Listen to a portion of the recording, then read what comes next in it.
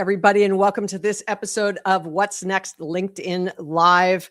For years, my guest today changed the way founders and companies thought about innovation, experimentation, and growth through the lean startup. But what's fascinating is where his thinking has gone since then, and I'm super excited to talk about it, that's for sure. Because after spending decades helping companies scale, Eric Ries started asking a very different question. Why do so many successful companies slowly become the thing they once set out to disrupt? His new book, Incorruptible, argues that this isn't usually about bad people or broken values. It's about systems, incentives, and the quiet ways success itself reshapes behavior. Eric, welcome to the show.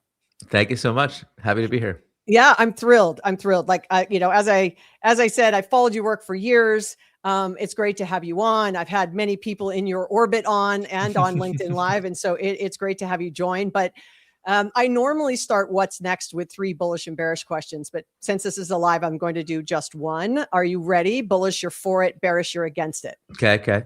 All right. First one, a 1 employee plus AI company reaching unicorn status.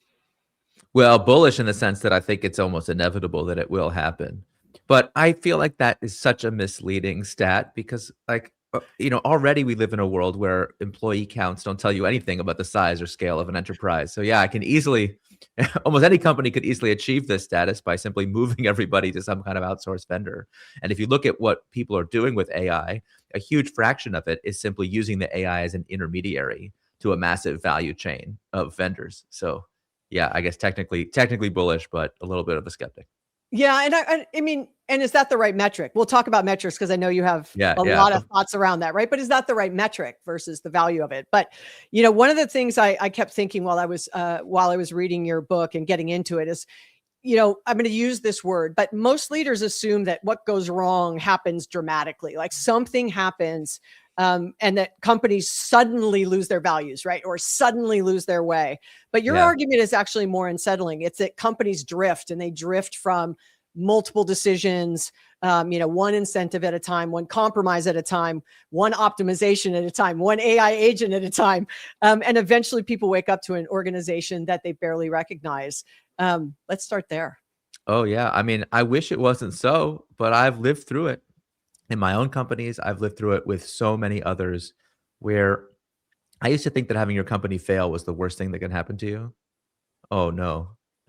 There's so many worse things. And I know so many companies that become like these sophisticated zombies that, they're being pulled down into this by this kind of gravitational force into bureaucracy, into malignancy, sometimes even into worse things. And so I know a lot of people who've created really exceptional companies only to watch what made that company special be lost. And on the flip side, most of us have had the experience as customers, as employees. We've lived through this so many times. I've been on book tour, so I've been asking people to tell me about a time when a private equity firm, bought their favorite product or restaurant. And everyone in the audience is like, yeah, what? I'm like, well, okay, well, probably congratulations are in order because thanks to their vast financial resources, probably the food tastes better now. And everyone starts laughing. Like, of course, that's not what happened. I haven't heard a single story like that. It's all like, oh, no, I thought you were going to ask us about how it got worse. Of course, that's what I'm here to ask you about, but I don't have to ask anything. We've all lived through this experience. We're so used to it. We don't even have a name for what it is that's happening to these organizations as they get worse and worse and worse. Cory Doctorow gave them the profane name of enshittification, meaning you have these technology products that are literally being engineered to be worse to customers over time. But I think it's a much more broad phenomenon than that. That's just one instance of a much broader corruption that is absolutely endemic to our economy right now. Well, and you've spent so much of your career teaching companies how to grow, right? Whether it be lean startup and everything else you do. I mean, it's really your ethos, no question. What made you start asking this question? And to your point, you almost don't have to ask the question because you know it's happening. But as you started to ask the question, I'm going to guess people were surprised by the fact you asked the question, or maybe, no one's asking me that question. It's weird. It's really weird. A lot of people have reacted this way, like, well, what prompted this new direction? But to me, there's nothing new about it. You said it before. I've been trying to help people grow. Yeah. I'm still just trying to do that. If the company collapses, then the growth was not real. Then the growth was not sustained. to me, this is just the next step of trying to figure out how to build really great companies. That's all I really want for people, is to build organizations that are truly great. And it just so happens that this is what our economy requires if you want to achieve true greatness. So yeah, I found it to be a very natural extension of what came before. Yeah, and it doesn't have to be like a unicorn. It doesn't have to be a billion-dollar business. You could have a $5 or $8 million restaurant in your local economy, and it's a good business, right? Or a retail shop, or a dental office. Like, it doesn't have to be like I hope you go out and change the world if you're listening to this, right? But it doesn't have to be that profound. It just has to be, it's a good, successful business. The employees are happy, the community's happy, you're doing the right things. But I see lots of organizations that grow, they find something, right? They accelerate. They start to see, I don't want to call it a hockey stick because I think that's good for a PowerPoint, but they start to see growth, right? And then they start to make different decisions, or all of a sudden it goes awry. Like, and we could use Bill Gates' quote, like, success is a lousy teacher. Sure.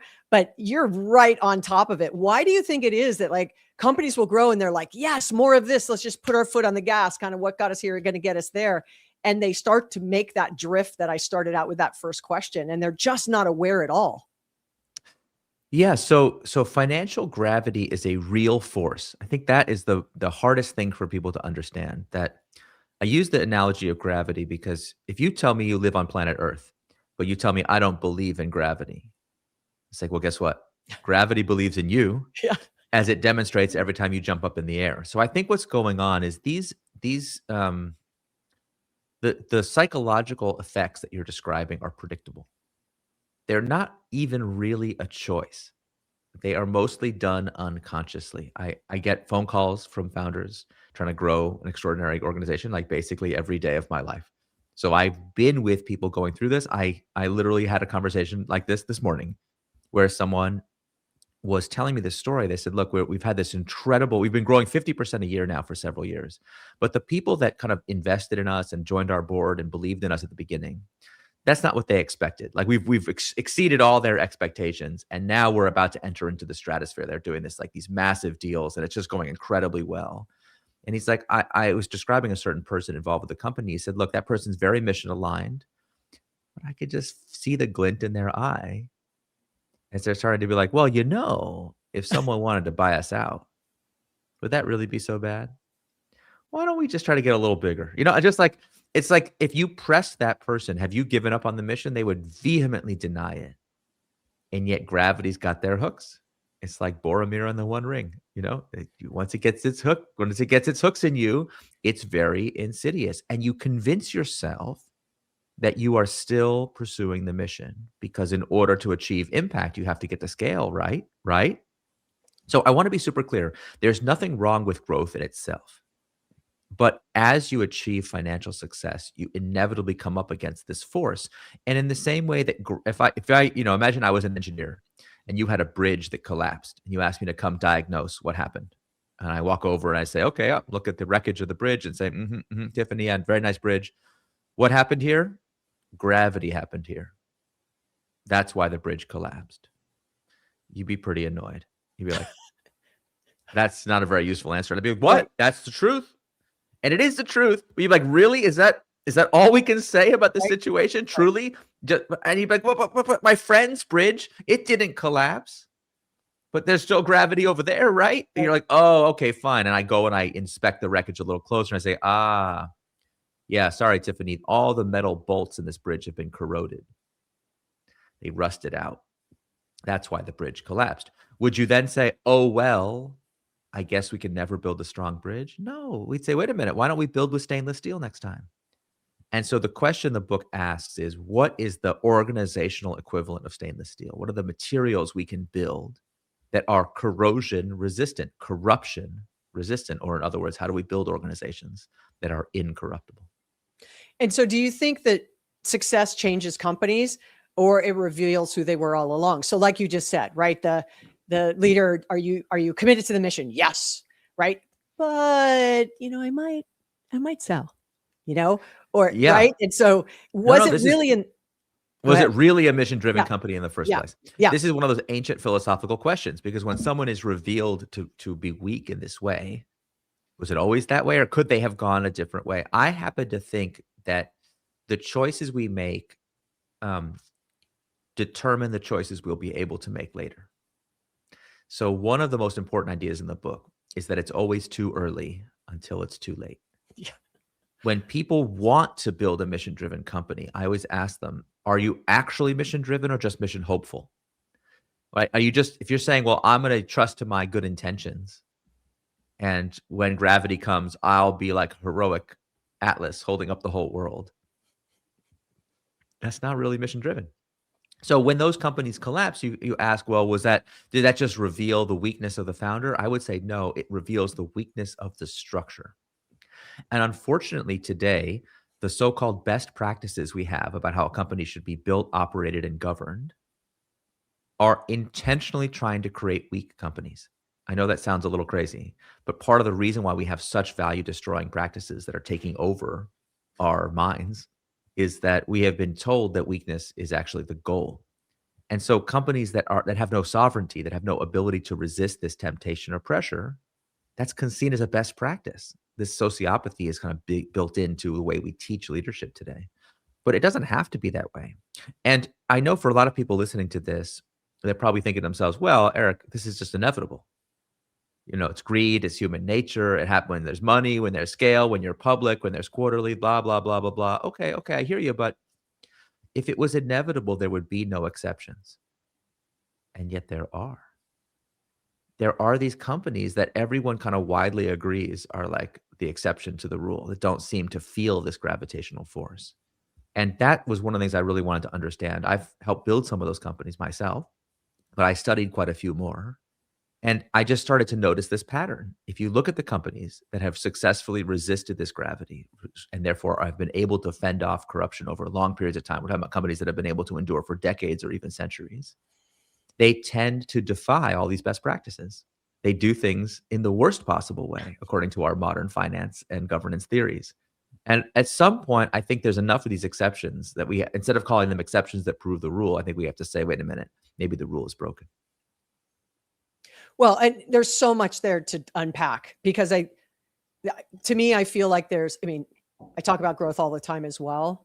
I haven't had quite a front row seat as you have, but I spent 8 years at Salesforce. I spent a decade at Gartner. You know what I mean? Like, yeah. Right. So I've seen it up front in an organization. I've studied them. I've written books about it, the whole thing. But I always bump up against short-termism and long-termism. Mm-hmm. And to me, organizational structure gets caught between those two things. Number one. Number two, also the metrics, and the organizational priorities also tells you the truth. Like you can't hide behind that. You can't say we are building blue, yet all the metrics are measuring green. It's like, okay, yep. Well, no. And then we've said we have all this stuff we have to kind of get going in the short term to play the long term, and you can't fake time. So you can't pull the plug too quick, right? Because you're like, oh my God, it was just ready to come out of the oven, and you turn the oven off. Now we got to start cooking it all over again. And you can't just start cooking it. You got to go back to the ingredients. You got to start all over again. Right. And so you've just made something that could have been done already, not done. Right. And so the gravity for me is the gravity of that, right? Short, long, metric, organizational structure. And I just ask a series of questions and very quickly can see misalignment and then lack of focus. And then there is a stated mission. We need to grow. Okay, to me, that's not really a mission. That's not a mission. No. And that's the one you get by default. So we live in the era of what's called shareholder primacy. Shareholder primacy, just for those that don't know, is a fancy legal term. A lot of people listening here would say, well, I think if you say, what is a company? They'd be like, oh, it's an organization, a beautiful, vital, living thing designed to create high quality products, delight customers, make their lives a little bit better, and make money while doing it. And it's like, wow, okay, there you go, Eric. Right? That sounds pretty good, right? Yep. Suckers. Oh no, that's what you think? Oh no, I'm sorry. Shareholder primacy, the law under which we live today says, no, you are wrong. An organization is nothing more than a financial instrument designed to enrich its shareholders. That's what it's for. That's all it does. And the shareholder could be an owner or a number of owners, or it could Doesn't be matter. Makes no difference. Yep. The idea that organizations are fundamentally selfish and self-interested, that they seek to maximize their own profits at any cost and over any time horizon, including the very short term. That is the way not only it is, but it should be. Most people who build things for a living find this idea ridiculous and think I'm exaggerating or making it up. They're like, that can't possibly, it's so dumb, it can't possibly be right. I assure you, this is the law of the land. If you have a Delaware what's funny C Corp, is it's usually those that people think are just the most ridiculous that are actually the most accurate. The most accurate. It's crazy. So I've been doing this exercise I've been doing talks, about the new book, and I've been doing a lot of events where there's like a room full of leaders, founders, board members, CEOs. I say, okay, great. How many people here have a Delaware C Corp that they run? And like every hand goes up. And like, great. How many people signed the incorporation papers themselves? Yeah, of course I did. Okay. Who knows what the legal purpose of your company is according to your own incorporation docs? Most people's hands go down. And a couple people are like, I think I do. I'm like, listen, before you raise your hand, if I pop quiz and ask you, what does it say in the first sentence of your incorporation paper? Can you tell me? Everybody's hand goes down. Very rare for me to meet someone who knows. Well, I'm like, well, guess what? I know what it says. It says the Acme Corporation is hereby incorporated to pursue. And then there's like a blank line, like a Mad Lib. And today the best practice is to write into that blank line, any lawful act or activity. Any lawful act or activity. That's good focus for sure. Anything. Meaning, if you're asking people to trust you, but you're like, anything goes. If it's legal, I might do it to you. And worse than that, of course, is the idea that today, any lawful act or activity actually means maximize shareholder value. It doesn't even say maximize shareholder value, but the courts have decided this is how it is. Right. So this idea, like I tell a story in the book about Costco. Costco is like one of those companies everyone kind of treats as like the exception to every business rule. And it drives Wall Street crazy because it doesn't follow the best practices. And I actually give a quote from a Wall Street analyst who says something like, I don't have it in front of me, but something like, Costco takes money that rightfully belongs to shareholders and instead invests it in improving the customer experience. As if that's a criticism. It's just wild. This idea of shareholder primacy really holds that organizations like customers, employees, communities, these are resources to be mined for the benefit of shareholders, for the benefit of profits. And that's why trust is collapsing. Nobody would ever trust an organization that is looking for the first opportunity to stab them in the back. They would turn them into Soylent Green gladly and eat them if they could get away with it. So what people don't realize is that this is a choice. We do not have to build these kinds of sociopathic companies if we don't want to. And there are tools that you can use to change the structure of a company to make it more resistant to these forces. And so the bulk of the book is actually a blueprint, not just complaining about this, not just the history. We'll get to the history. Obviously, the philosophy of it is important, but the bulk of the book is a blueprint. Here is how, as leaders, as customers, as employees, as anyone who cares about organizations, here is the mechanism by which they can be made incorruptible. Well, you talk about trust. You mentioned trust really quickly, but you talk about it almost like infrastructure, like and companies underestimate the power of that. Like you just said, like blows trust, right? Or so we don't have enough time to get into all the things around trust, but I am a firm believer in it as well. But I do want to go back because you didn't just critique short-term thinking. You literally tried to redesign the stock market through the long-term stock exchange. What did that teach you about incentives? Kind of going back to what you were just saying, like, no, they're reinvesting in the customer. How dare they? That's our money. It's like, right. And so I feel like that's that short-term, long-term ism problem. And also entitlement and like, like, I'm sorry, are you actually working at Costco? Like, you know what I mean? Like, that's why we're growing. That's why the stock is going up. That is the mechanism by which if shareholders are profiting. That's what's so wild about the stories in the book is how many of them are acts of value destruction undertaken in the name of profit. So yes, I do think time horizon is one of the big issues that we get into. Obviously, I am the founder of the long-term stock exchange, having tried to address this problem in the public markets in the most dramatic way possible. Quite a difficult project, but we've made some progress. If you've seen in the news that the SEC is considering changing the mandatory reporting period for public companies, that's as a result of an LTSE petition. So we're doing what we can. But I think this is bigger than the stock market. It's bigger than founders. It's bigger than board members. This is something that all of us as citizens need to care about. because we live with the downstream consequences of these choices every day, and we have a lot of agency here. One of the biggest myths of the era of shareholder primacy is that only shareholders and boards matter, and that the rest of us are just prey animals. We don't matter. I don't think it's true. These people who run this system desperately need our consent, our enthusiastic consent. Think how much money they spend trying to influence us. So all these social media algorithms, all the money that's being spent to convince us that we have no agency. It's like, wait a second. If we truly had no agency, if the system was inevitable, no one would have to spend money convincing anybody of it because it's inevitable. We just let it do its thing. So the tell is how much energy is being spent to try to manipulate you to do what they want. And so I actually think these modern sociopathic companies they're addicts. They're obsessed with what you will do and not do. Like they're as addicted to their quarterly reports and their algorithms as any smoker who's become addicted to tobacco. And in fact, many of them, I call them in the book, addicts creating more addicts. It's actually kind of a sad situation. So one of the goals of the book is for all of us to see and seize the agency that we have to try to push for a world in which it is seen as completely natural that to create a for-profit company is to try and maximize human flourishing. That's what it's for. And get rid of this idea of shareholder primacy. Well, so if you had asked me the question, like, what is a company? Right. Although I love your beautiful answer, and I'm sure someone will lift it because it's great. It's a collection of people doing something, right? And companies do two things. I'm oversimplifying, but they make stuff and they sell stuff. That's it. Like everything else to me is noise. Now, Costco may not make everything, they don't make the ketchup and they don't make that, but they have their own brand. But in the end, so they're reselling, right? They get some product. They either make product or get product and sell something. Like everything else is to support those two things. Like, because if you're not selling anything, you have no revenue. Yeah, and if you don't have something to sell, you have no revenue, right? The great Peter Drucker said the purpose of a corporation is to create a customer. Correct. That is the service relationship with the customer, like that the voluntary transaction is at the heart of our economic system. Well, I used that as my opening of my second book, Experience Mindset. And what I took, because that's the short of his quote.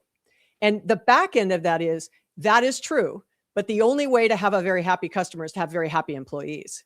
Right? Okay. Yeah, so if it's right. So if it's all inexpensive, the customer, lots of things fall apart, right? Because employees are overworked, right? You want to have, yes, the happy customer, but you also kind of like, how many millionaires NVIDIA and SpaceX have made in the last, 90 days or whatever, 6 months, like a lot. And so that is, shareholders are going to do well, but so are the employees. And are the employees committed? Some of them will work there since the beginning, right? And they're like, I'm employee 32. Like I wear it with pride. I'm 410. I'm a construction guy or I'm an engineer and like I'm, way down the pole, but I now have generational wealth I can share with my family, right? And people show up very differently. And then customers show up differently because they feel like the company is aligned, to more value than just shareholder revenue. Yeah, no, that's right. The great Saul Price, who was like the father of modern retail, he had what he called his fiduciary hierarchy. A fiduciary is someone whose interests you put before your own. So he said it should be customers first, employees second, shareholders last. Peter Drucker, as you pointed out, said, no, that's not right. It should be employees first, customers second, shareholders last. The famous Johnson & Johnson, our credo is doctors, patients, and nurses first, employees second, communities third, shareholders last. Are you noticing the pattern? Yeah. People who've thought about this question deeply have all concluded the same thing, which is that shareholder value is a consequence of being of service to these other stakeholders. And when we put the exhaust pipe first, that's like taking an engine, taking the exhaust pipe and wrapping it around to become the air intake, we actually choke off the thing that generates the true long-term value. So I think by ignoring this important lesson from history, we are building organizations that are hollowing themselves out and are ultimately engaged in value destruction. So what would you say, because we've talked a lot, about public market, shareholder value, et cetera. What would you say to, someone who's listening who works for a small business or as a small business owner, right? Like I have $1 million business or $2 million, I have 8 employees, I have 10 employees, I have 20 employees, right? I answer to myself, my board is my family. I mean, you know what I mean? It's very different. Yeah. It's very different. What things would you say, because you've spent, years challenging the sort of startup mentality and this business mentality. And you're asking different questions than maybe they've been framed, or they make huge assumptions that what they're doing, we talked about that earlier. So now I'm listening.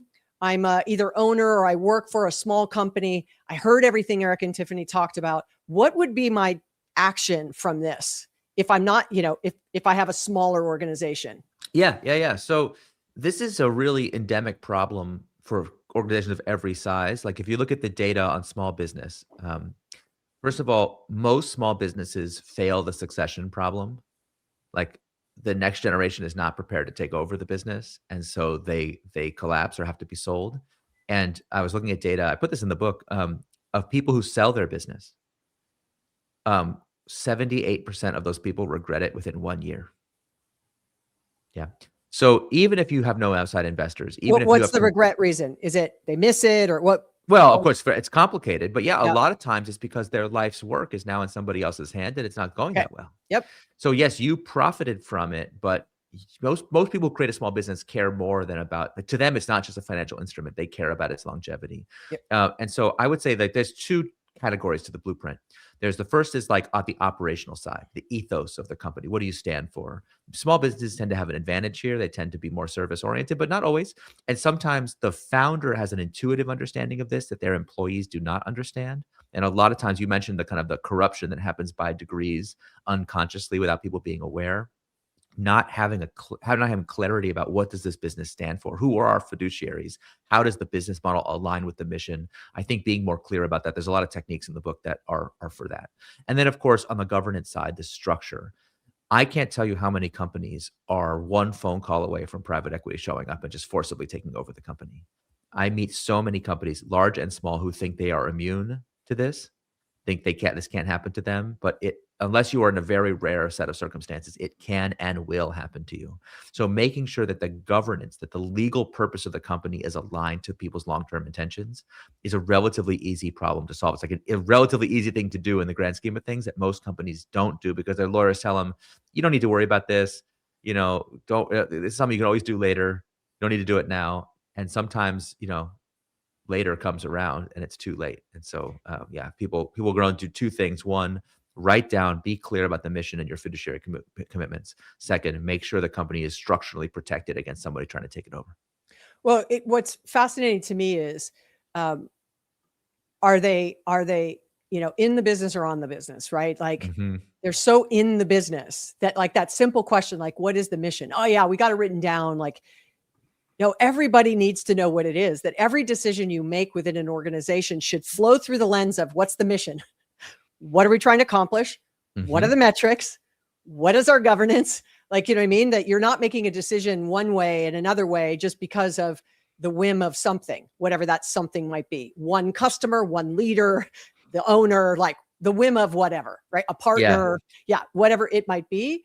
And it isn't consistently understood and then internalized and used.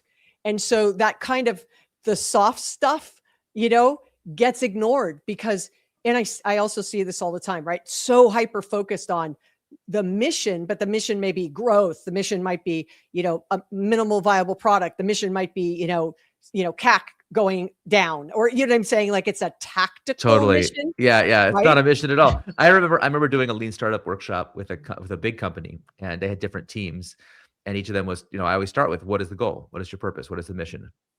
Because we can't, like, we got to build a minimum viable product. You can't do experiments. If you have no vision, then you don't need any of these techniques. We got to start with, what is it? So what problem? So we would, everyone's going around saying what problem they're going to solve. And one team gets there and they said, the problem we're going to solve is that the company has no market share in a certain market. Okay. I was like, is that a problem? Like if I call a customer right now and say, what are the top 3 problems in your life? They're going to say, yeah, it really bothers me that this company has no market share in my market. Yep. Like that's not a problem. Like, no, that's an internal, but the customer. Yeah. The customer doesn't care. What is the purpose of this thing? Why are you going to do it? They're like, oh yeah, the customers don't really care. Our product is a commodity. We need to get some of that sweet revenue that our competitors are getting. It's like, you think customers can't see through that? You think they're that dumb? You think that will sustain the momentum necessary to do innovation? You got to be kidding me.